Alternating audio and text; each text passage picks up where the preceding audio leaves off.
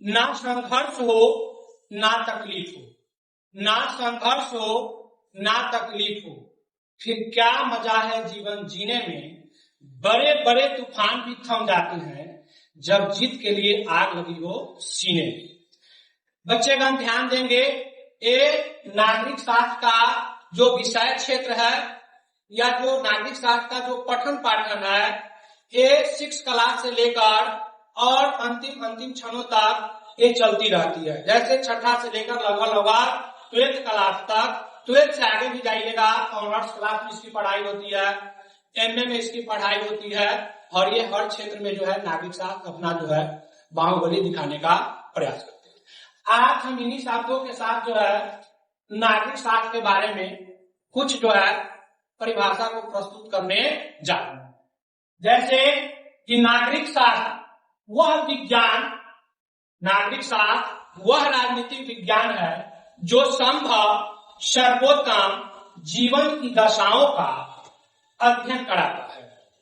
अगर दूसरे शब्दों में हम नागरिक शास्त्र को प्रस्तुत करें तो इनकी परिभाषा से हम जान सकते हैं कि नागरिक शास्त्र उन संस्थाओं, आदतों, क्रियाओं तथा भावनाओं का अध्ययन कराता है जिनके द्वारा कोई स्त्री या पुरुष किसी राजनीतिक समाज की सदस्यता के कर्तव्य का पालन कर सके तथा सदस्यता से प्राप्त लाभों को ग्रहण कर सके।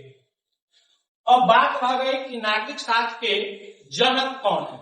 तो सबसे पहले हम आते हैं कि एक बहुत बड़ा दार्शनिक थे सुकरात।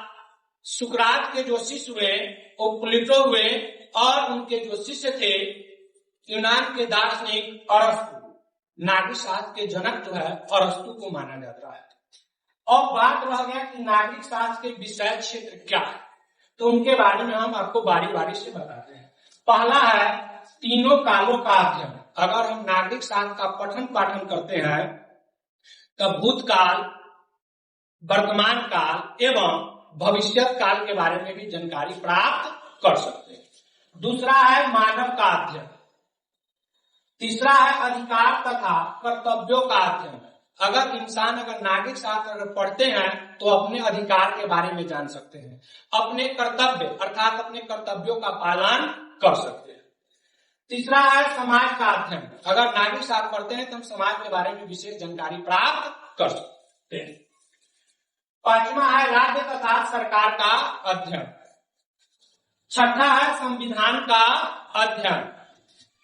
सातवां है अंतर्राष्ट्रीय समस्याओं का अध्ययन। अभी आप हाल फिलहाल में वर्तमान में देख रहे हैं कि अंतर्राष्ट्रीय संस्थाओं में क्या क्या समस्या आ रही है।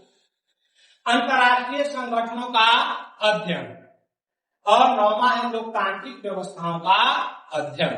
तो प्यारे बच्चेगण, मैं एक शब्द आपके बारे में बोलने जा रहे हैं कि रूठे रूठे क्यों रहते हो, रूठे रूठे क्यों रहते हो, जरा ये तो बता दो वतन किसका है। लाहौर बुला दो मगर हिंद सीमा पर, ये याद नहीं होगा पुराना कश्मीर किसका है। अगले मिलते हैं वीडियो में, इसके लिए धन्यवाद।